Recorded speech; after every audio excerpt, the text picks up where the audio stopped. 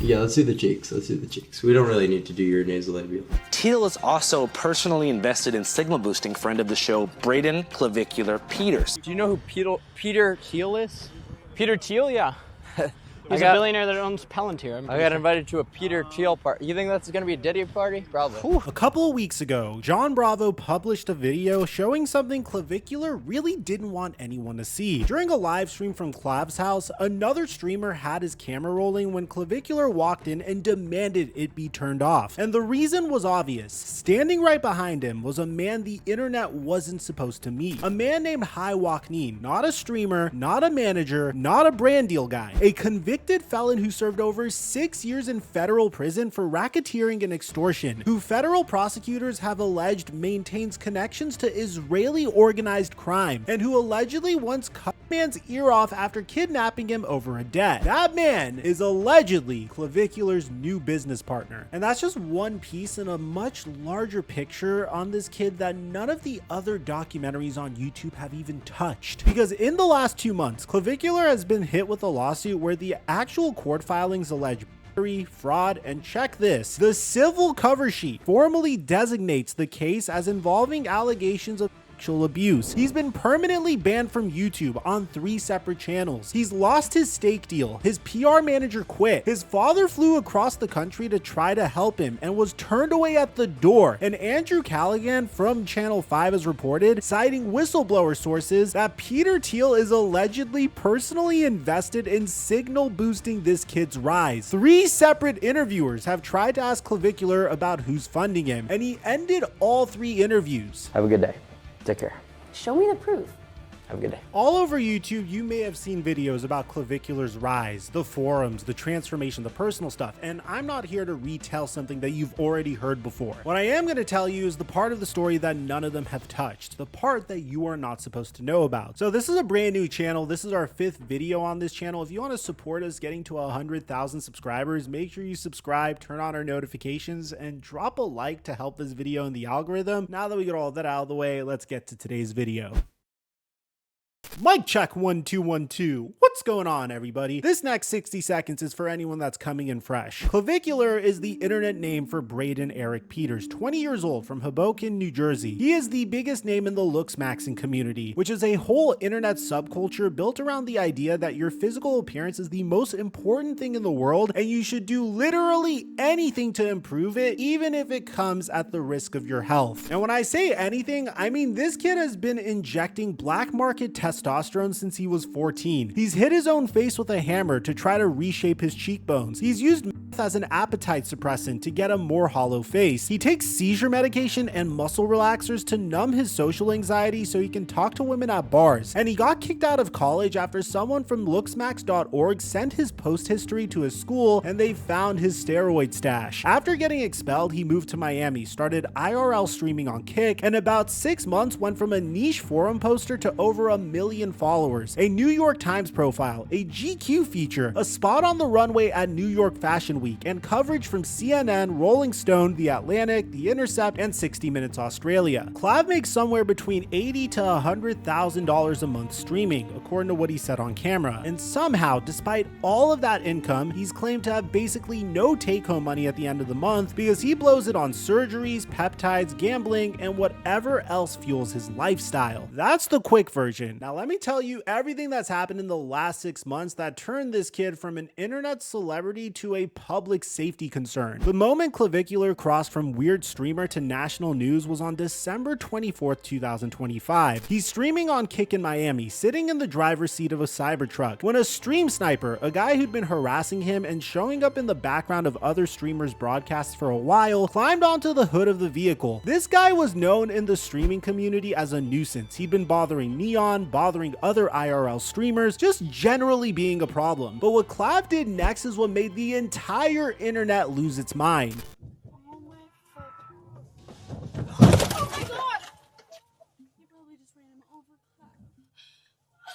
Clav drove forward while the guy was still on the hood. The man went under the vehicle. The girl in the passenger seat is screaming. Is he dead? The guy survived, but instead of showing literally any remorse, Clav posted an AI-generated image of himself running the dude over with a Cybertruck. The caption was, "Play stupid games, win stupid prizes." The internet went nuts. People like Aiden Ross, who was on the phone with Clav right after, told him to stop talking and get a lawyer. What are they saying they're going to detain you? They haven't spoken to me yet, but I'm not going to say anything without a lawyer. Correct. The streaming community was split about this. Kick temporarily banned him. You could literally place bets on Polymarket on whether he'd be criminally charged. And here's the thing that matters. He wasn't. No criminal charges were filed. The stalker didn't press charges, and just like that, the whole thing went away. And when Clav found out charges weren't coming, he celebrated on stream. Dubs in the chat for that. Dubs in the chat. The prayer video he put out a few days earlier talking about how he hopes everyone's okay and to keep your prayers up, it's gone. Now it was just jokes. Now it was him asking his bodyguard if she could take the stalker in a fight, because that's the pattern with him. Serious when there are consequences on the line, a comedian the moment they disappear. But the Cybertruck thing is important for a reason beyond just the drama. It was the event that catapulted Clavicular from a kick niche into actual mainstream attention. After Christmas of 2025, suddenly this wasn't just some Looksmaxxing kid. This was a national story. And what happened next is where everything starts to go off the rails.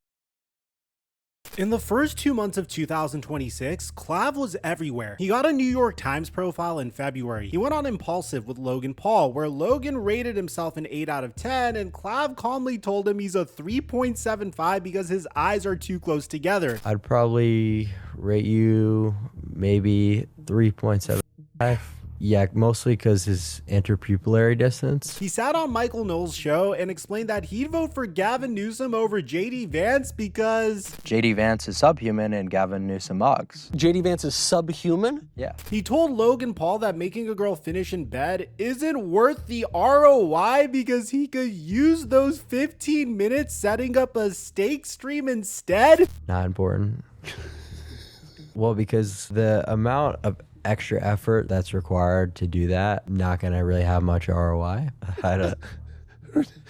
Well, it's true. I mean, really. That means return on investment. In 15 minutes, I could get set up to do my steak stream, a million different things. Like I could take an important phone call, whatever. He walked the runway at New York Fashion Week for Elena Velez, wearing what looked like a surgical chin strap. And we're going to come back to Elena Velez because that connection matters way more than people realize. But here's what was happening underneath the press tour. On February 7th, just days before Fashion Week, Clav was arrested in Scottsdale, Arizona for trying to get into a nightclub with a fake ID. When police searched him, they found 2 prescription-only pills, reportedly Adderall and pregabalin. He was charged with 2 felonies, possession of a forged instrument and dangerous drugs, plus a misdemeanor. The Maricopa County Attorney's Office later dropped the charges, saying there was no reasonable likelihood of conviction. But think about that timeline. Felony arrest on February 7th, walking the NYFW runway by February 12th like nothing happened. In late March, he and a streamer known as Cuban Tarzan, real name Andrew Morales, shot at a dead alligator in the Everglades. This is probably the stupidest way to get a criminal charge. It was unlawful discharge of a firearm. And then around the same time, he was arrested in Fort Lauderdale on misdemeanor battery charges connected to a fight between 2 women at home that he was renting. According to the New York Times, authorities said Clav provoked the fight and exploited it by posting footage online. Then came April 13th. 60 Minutes Australia sat down with Clav for what was supposed to be a major interview. The reporter asked him if he identifies with the incel community. Clav stormed off set, tried to insult the interviewer by saying that your wife cheats on you, and the reporter completely deadpan just looked at him and said, I'm not married, Clav, but I was simply only asking because obviously you've been filmed with these people. This became one of the most clipped moments of the entire year. But what matters about it isn't the meme. It's that this was now the second major interview that Clav had walked out of in 2026. The first was Channel 5 with Andrew Callaghan, which he ended after being asked questions that went beyond Looksmaxxing. The third was with a streamer named Michaela Lalaus, who paid $15,000 for a 30-minute interview. And Clav ended it the second she mentioned a specific name, and we'll get to that name in a minute. One day after the 60 minutes walkout, the OD happened, and the OD is where this story cracks wide open. Here's what we know about the incident. Clavicular and his crew, including the Australian Looksmaxxing streamer Androgenic, were IRL streaming in Brickell. Clav was clearly off from the start. His speech was slurred. He was struggling to hold conversations. He kept repeating that he was destroyed. He was drinking something from a small bottle that viewers later identified as what the Looksmaxxing community calls a pentastack, a combination of substances that includes one with what experts describe as a very narrow margin between the intended dose and a dangerous one. At lower doses, it produces something like alcohol without the calories, which is why it became popular in the Looksmaxxing world. But the gap between working as intended and shutting down your breathing is really small, and it gets smaller when you're mixing it with other stuff, which Clav was. He was also reportedly talking about taking something he called blue throughout the night, and by the time they got inside a bar, he sat down in a booth and whatever he'd taken caught up with him. He started swaying, and then he went unresponsive. Androgenic, who's sitting right next to him, offered him Adderall. The stream cut. Androgenic later explained on Twitter what happened next. Clav went from speaking to completely unconscious in seconds. Security carried him out to a black SUV. TMZ obtained a recording of the Miami EMS dispatch. Rescue 16 trying to respond, 20-year-old male overdose. Rescue 16 trying to respond, 20-year-old male overdose. And by the next morning, he was discharged. He posted a selfie of his face scraped up from the mask and said the worst part of the whole thing was how the life support made him descend, meaning he thought it made him look worse. Even the near-death experience got filtered through his Looksmaxxing brain. Now here's where the story takes a turn that nobody saw coming. On Wednesday, the day after the overdose, Clav went live on Kick and told viewers he was done with drugs and hoped it was permanent. I ain't gonna be doing any more substances for a little while. Hopefully for forever. And then he said something that was actually really revealing. He said he needed the substances to be able to IRL stream, that without them, he couldn't function in public. But that means I can't really IRL stream anymore. As you guys know, I'm quite brutal without that shit, so. Which is basically an admission that the entire persona, the confident, low inhibition, mog everybody in the room version of Clavicular, was chemically manufactured. Without the pharmaceuticals, there's just Braden Peters, a very insecure kid with crippling anxiety who's doing everything that he possibly can to overcome it, and none of it is working. The saddest part of all is Andrew Tate actually warned him about this. I heard you say that, and that was really upsetting to me, Clav. If you have to poison your body and take drugs and alter your mind to make a bitch talk to you, then she ain't worth fucking talking to, bro. If you have to do the same thing for these people at home to watch you, fuck them too. It's not up to you to poison yourself to entertain any of these people. If they're unhappy with how you act and the things you do, unless you're gonna take illegal substances, then let them all fuck off. And he should have taken this warning seriously, because you wanna guess how long Clavicular's sobriety lasted for? 12 hours. Literally, that same night, he showed up at the grand opening of Baccara, his nightclub in Miami Beach. The doctors told him to go home and get rest. His exact response on stream is, dude, I got the club grand opening. I gotta be on the grind. And the craziest part was, Clav's biggest concern during the night of his brand new club opening was the fact that his dad didn't show up. I wanted my dad to come because he was here, but he didn't come. Which I understand, you want your father to be supportive of everything you do, but I think it's a little bit more concerning that you were just 12 hours from losing your life and now you're just back on the same regimen that got you there. Now, while all of this was happening publicly, 3 things were unfolding behind the scenes that tell you everything about how isolated this kid is becoming. First, his father flew down from New Jersey to get his son help. According to sources who spoke to TMZ, Clav refused to meet with his dad. On stream, he told his audience that he wanted his dad there, but his dad never showed up. But according to those same TMZ sources, that wasn't true. His dad did show up. He was turned away. Ken Peters had no choice but to fly back to New Jersey without having the conversation he came to have. Second, Androgenic, the Australian Looksmaxxer who'd been right next to him during the OD, he was escorted out of Clav's house by security and handed a ticket back to Australia. The people around Clav have apparently decided that Androgenic's presence wasn't helping. He posted a video saying the situation was complicated and he couldn't say much. Shortly after, Androgenic was arrested in Australia for a public nuisance incident that happened on stream. He knocked a woman over during an altercation and was banned from both Fortitude Valley and Brisbane City for a month. And third, Clav's PR manager, Mitchell Jackson, publicly announced that he was stepping back until Clav agreed to seek treatment for his addiction. That's 3 people from Clav's inner circle: his father, his PR rep, and one of his closest streaming partners, all pushed out or walked away within a matter of days. And the question that nobody was asking loudly enough was, who filled this vacuum to begin with? On April 22nd, John Bravo published a video that blew a hole in the Clavicular story that nobody had been paying attention to. During a stream from Clav's home, Androgenic had his camera rolling when Clavicular walked in and demanded it be turned off. And the reason was standing right behind him, a man named Hai Wakneen. Hai Wakneen is not a streamer. He's not a manager. He's not some crypto bro with a ring light. According to investigative journalist Will Sommer at The Bulwark, Wakneen is a Miami nightlife impresario who has a lengthy criminal record and has maintained close connections to some of Israel's most feared organized crime groups. This is all according to federal prosecutors. Court records referenced in Bravo's investigation show Wakneen faced 46 counts, including racketeering, extortion, and conspiracy. Charges connected to an alleged scheme to conceal money that was embezzled from an Israeli bank through loans in Miami and Los Angeles. He was sentenced to over 10 years in federal prison. He served approximately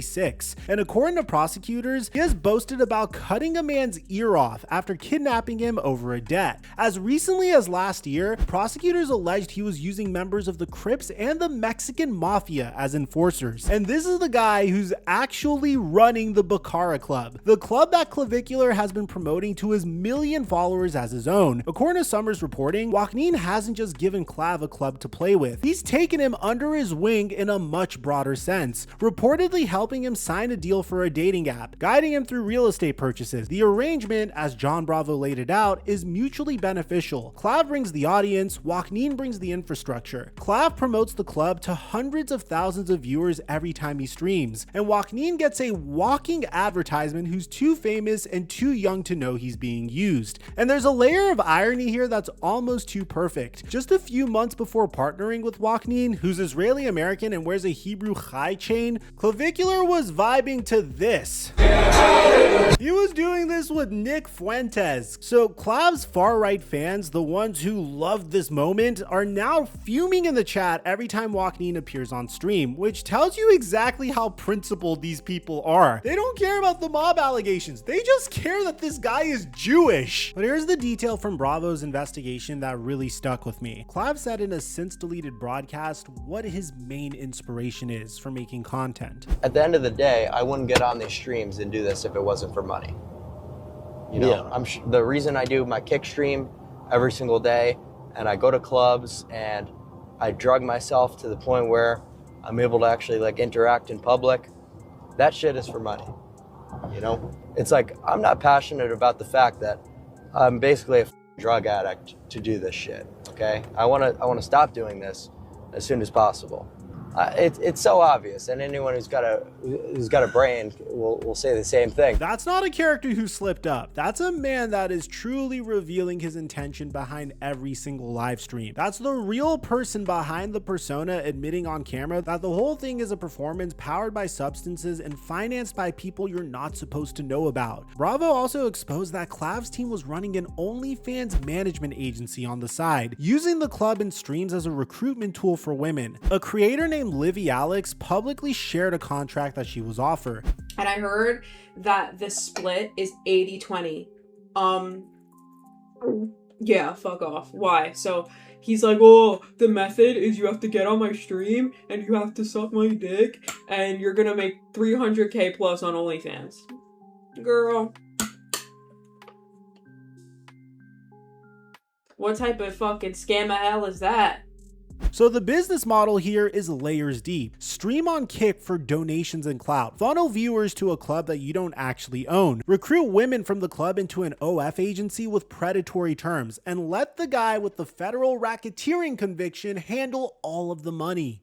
So that's the alleged criminal element, but there may be an even bigger name attached to this story, and it's the one that Clavicular really doesn't want you to be asking about. In late April, Channel 5 reported, citing whistleblower sources, that Peter Thiel is allegedly personally invested in signal boosting Clavicular. For anyone who doesn't follow the tech politics world, Peter Thiel co-founded PayPal, chairs Palantir, a surveillance tech company, secretly funded the Hulk Hogan lawsuit that destroyed Gawker, bankrolled JD Vance's Senate run, and has been one of the most influential right-wing political donors in America for the last decade. He's also known as a transhumanist who funds longevity research.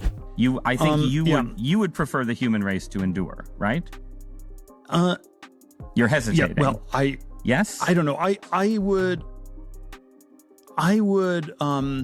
this is a long hesitation. This is a long hesitation. There's so many questions implicit in this. Should the this. human race survive? Yes. The Enhanced Games, which openly allows PEDs, and a constellation of alt-right and new right media and culture politics. Now, is this confirmed? No. Thiel has never commented on any of this, but the circumstantial evidence keeps piling up. Clavicular has repeatedly referenced a mysterious benefactor he calls P, who allegedly gave him $500,000 over a 3-month period. On stream, he's admitted to being invited to a party at Thiel's Hollywood Hills mansion. Do you know who Peter Thiel is? Peter Thiel, yeah. He's a billionaire that owns Palantir. I got invited to a Peter Thiel party. You think that's gonna be a Diddy party? Probably. Whew.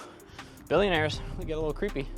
Yeah, dude, I don't know. I don't want to get diddied. And then there's the fashion connection. In February of 2026, Clav walked the runway at New York Fashion Week for Elena Velez. Velez is a designer who the Washington Post has specifically connected to the Peter Thiel adjacent reactionary scene in downtown New York, what some people call the Dime Square crowd. The Spectator called Clav the star of the evening. The show's entire theme was Looksmaxxing. Models and chin straps, dental devices, prosthetics exaggerating cheekbones. It was Clav's worldview presented as high art by a designer with connections to the same network of right-wing cultural operators that Thiel has been funding for years. You don't have to be a conspiracy theorist to see the dots connecting, but the real tell is how Clavicular reacts when someone brings up Peter Thiel's name. When Michaela Lalaus paid $15,000 for a 30-minute interview and mentioned Peter Thiel, Clav ended the interview on the spot. A shithead reporter who's tied to a group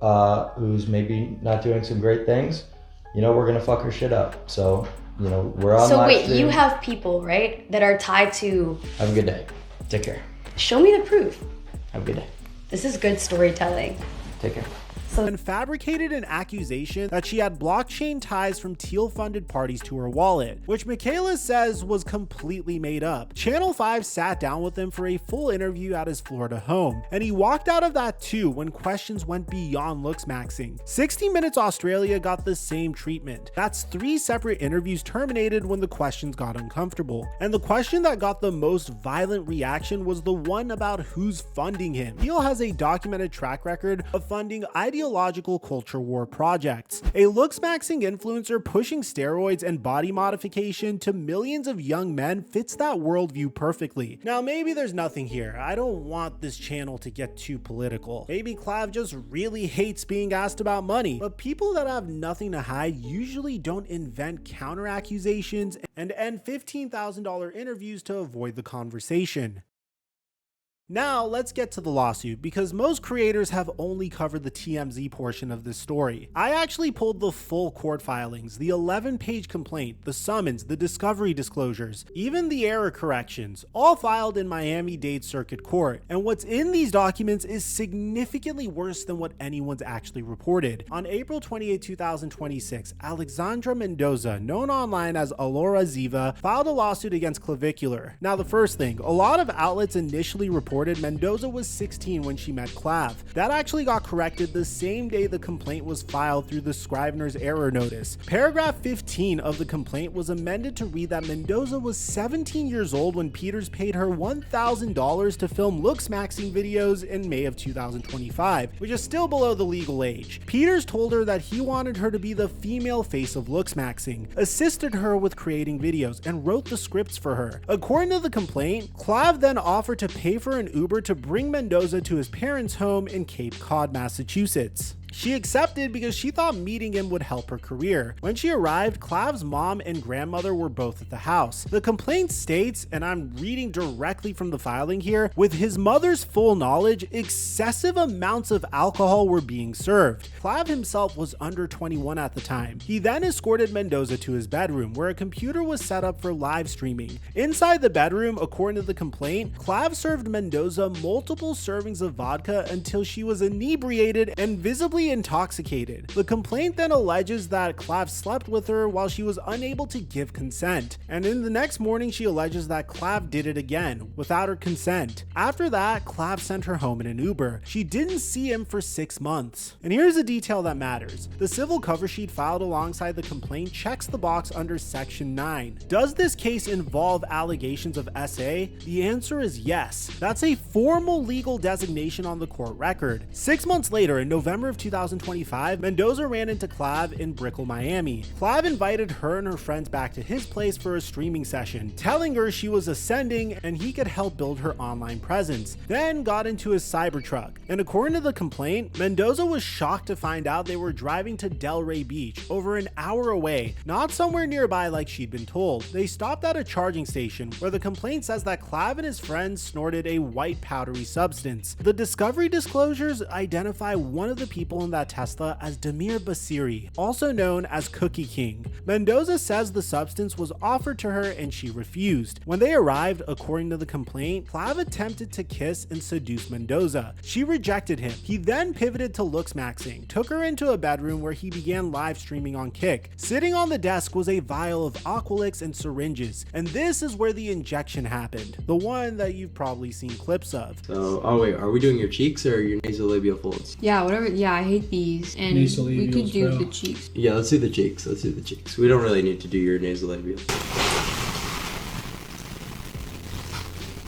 Here's what the complaint specifically alleges that most people don't know. Paragraph 26 states Peters stated or implied that he was acting with medical authority, including by referring to himself as a doctor or otherwise holding himself out as qualified to perform the injection. He is not a physician. He is not licensed to practice medicine in Florida. He was not authorized to inject anyone with anything. No consent forms were signed. No parental consent was obtained. And the FDA has warned that fat dissolving injections like Aqualix are not FDA approved and can be harmful. He injected Mendoza multiple times in both cheeks, and according to paragraph 41, her right cheek was perforated. And then came paragraph 42, and this is the part that made my stomach turn. In this paragraph, it states that Clav stated or suggested that meth had been added to the injection mixture. It goes on, after the first injection, plaintiff appeared drugged on camera. Plaintiff believes that she may have been injected with methamphetamine or another undisclosed substance.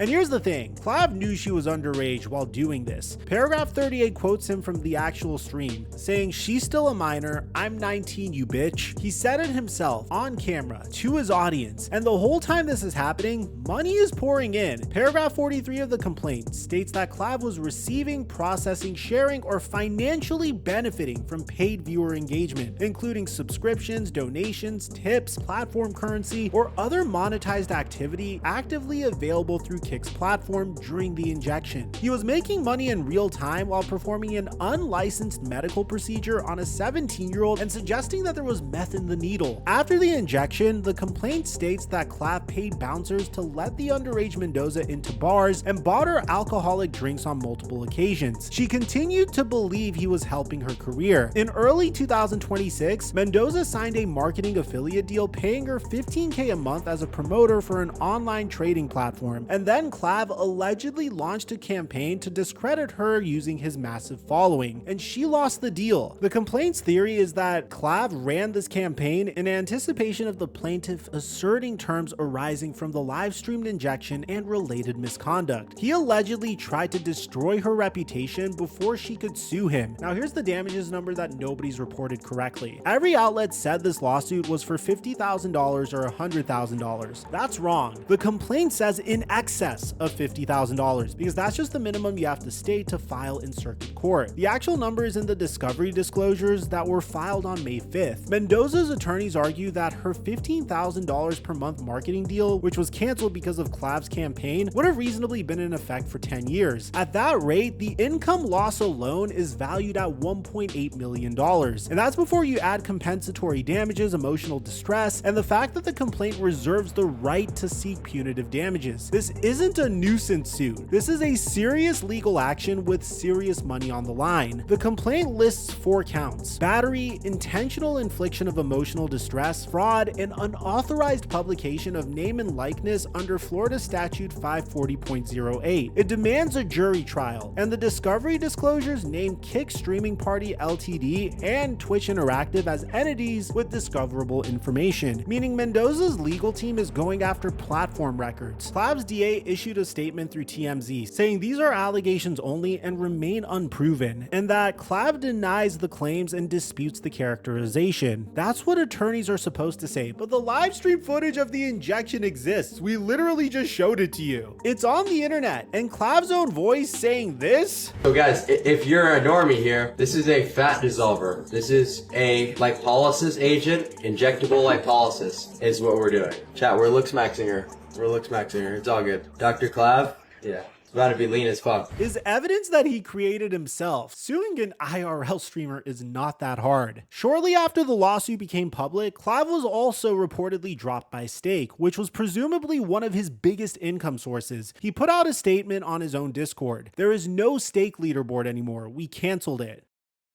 And in the middle of all of this, the lawsuit, the OD, the club opening, and the dad being turned away, YouTube finished the job they started 6 months earlier. Clav's original YouTube channel was terminated back in November of 2025 for linking to content that violated the platform's policies around illegal and regulated goods and services. Basically, they viewed his channel as a funnel for courses that promoted illegal substances. He came back under 2 new channel names, and on April 23rd, YouTube permanently banned both of them for ban evasion. So as of right now, Clav has no YouTube presence whatsoever. He still has Kick, Instagram, and TikTok, but YouTube was a major part of his ecosystem. It's where the long form content lived, where the podcasts got posted, where new viewers found him through recommendations. Losing that doesn't kill his career, but it cuts off the top of the funnel at a time when his income is already getting squeezed from every direction. No Stake deal, no YouTube revenue, a lawsuit with potential damages in the millions, legal fees mounting, and somehow he's still streaming. So let me put together the full picture for you, because when you see it all laid out in a timeline, it's genuinely hard to believe that all this is happening within a span of a year. November of 2025, his original YouTube channel got terminated for linking to illegal goods. Also in this month, he injects fat dissolving peptides into a 17-year-old's face live on Kick. On December of 2025, he hits a man with his Cybertruck on Christmas Eve. He says hopefully when asked if the guy is dead.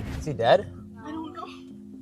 Hopefully. He's temporarily banned from Kick for this, but there's no criminal charges filed. February of 2026, he's arrested in Scottsdale for fake ID and felony possession. Charges are dropped. February of 2026, he walks a New York Fashion Week runway days after the arrest. Late March 2026, he shoots at a dead alligator in the Everglades. He gets charged with unlawful discharge of a firearm. And according to Dexerto's reporting, he also fired multiple rounds into the air during the same stream, trying to shoot down a drone he claimed someone was using to watch them, which is also illegal, and he did all of this with his eyes closed. Florida Lieutenant Governor Jay Collins publicly ripped Clav, saying Florida's wildlife and waterways deserve respect, not content farming. Under my watch, anyone who abuses wildlife in Florida will be held accountable to the fullest extent of the law. Late March of 2026, he's arrested in Fort Lauderdale on misdemeanor battery. According to county investigators, Clav is accused of starting a fight between his girlfriend and another woman and then posting it onto social media to exploit the 2 women. April 13th, he walks out of 60 Minutes Australia. April 14th, he ODs on stream and he's hospitalized. April 15th, he opens Baccara nightclub hours after discharge against medical advice. His father gets turned away. April 23rd, YouTube permanently bans his last 2 channels. The Mendoza lawsuit gets filed, and as a result, he gets dropped by Stake. May 6th, the alligator charges are made public. And then a little bit over over a week ago, he pleaded no contest in the alligator case. And this is where the story gets a moment of genuinely perfect irony. Judge Marcus Bach Armas withheld adjudication, meaning Clav avoids a formal conviction if he completes probation, and he sentenced him to 6 months of reporting probation, 20 hours of community service he cannot stream or monetize, a firearm safety course, and a wildlife education program from the Florida Fish and Wildlife Conservation Commission. But the part the internet latched onto wasn't the sentence, it was the judge. Marcus Bach Armas is 42 years old, Cuban American, former senior legal director for the Miami Dolphins and Hard Rock Stadium, married with 2 daughters, and the man is objectively a very good looking dude. Doesn't even have social media, and the courtroom footage went absolutely nuclear because the internet immediately went, the Looksmaxxing king just got outmogged by the judge.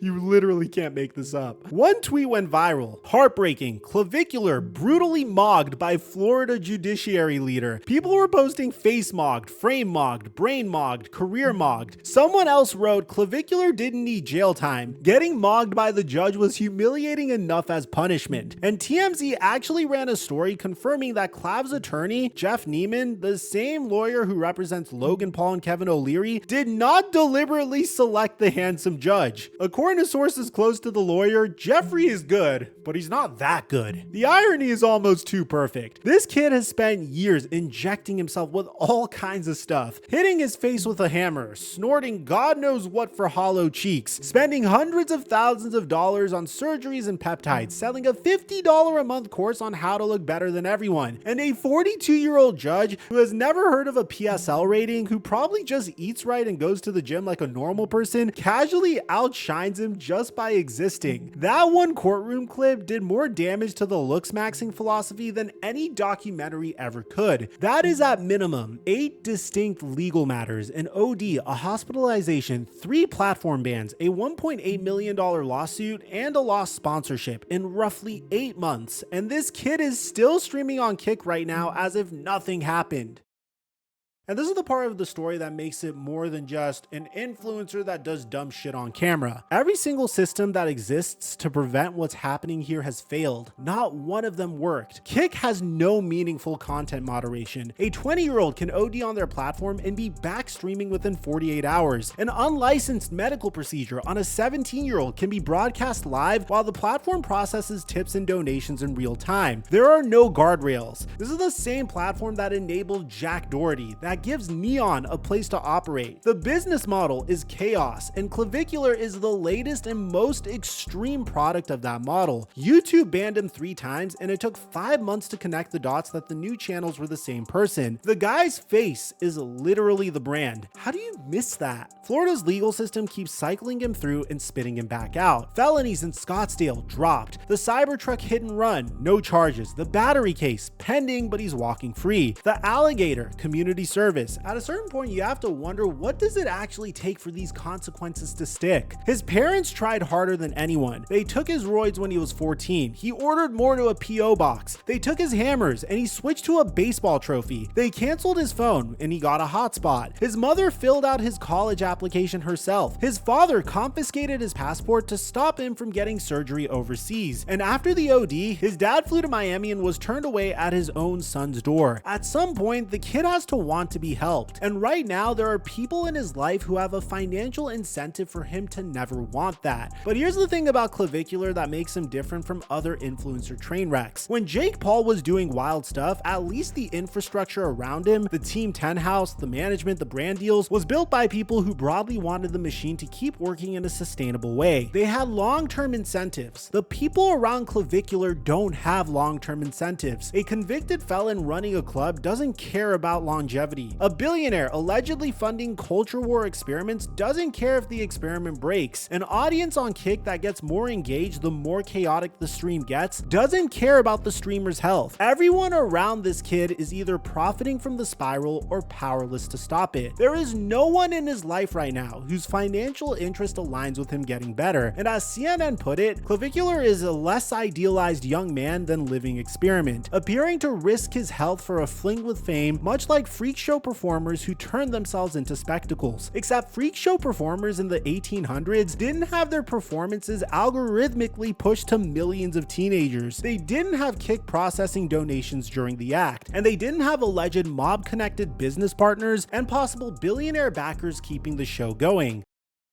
The Intercept wrote that Clavicular didn't invent male despair, but he certainly monetized it. And I think that's right, but it's not complete, because it's not just Clav monetizing it. It's the platform. It's the business partner with the criminal record. It's possibly a billionaire with a political agenda. It's the algorithm that rewards chaos with reach. It's the legal system that keeps giving second and third and fourth chances to someone who's demonstrated over and over that he's not going to change. The Mendoza lawsuit is still active, and based on the discovery disclosures, the damages they're chasing could reach $1.8 million. There's likely a criminal investigation coming based on the injection footage. The battery case from Fort Lauderdale is still pending. The Baccarat Club is still operating, and Clavicular is now on 6 months of reporting probation, meaning 1 violation, 1 arrest, 1 incident, and the withheld adjudication flips to a conviction. Given that this kid racked up 8 legal matters in 8 months while he wasn't on probation, the odds of him making it through 6 months clean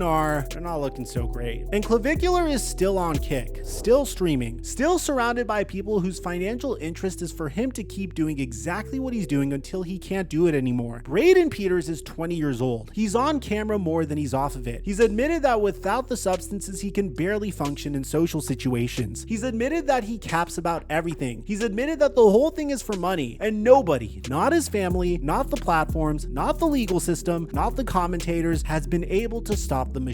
Because the machine isn't just him. The machine is everyone around him, and the machine makes too much money to stop. But I keep coming back to that courtroom footage. A 42-year-old judge with no social media, no substances, no bone smashing, no $50 a month course, just a guy who went to law school, built a career, and showed up to work, casually mocked the most famous Looksmaxxer on the planet without even trying. And maybe that's the whole lesson here. Maybe the answer to how do I ascend was never in a needle or a hammer or a forum post. Maybe it was always just go do something real with your life, because that's what real confidence looks like, and no amount of peptides can fake it. I'm gonna make sure I stay up to date with the story. If you guys enjoyed one of the longest videos I've ever made, make sure you leave a like and subscribe. And aside from that, I'm your boy Mike, and I'm dropping our mic until our next upload.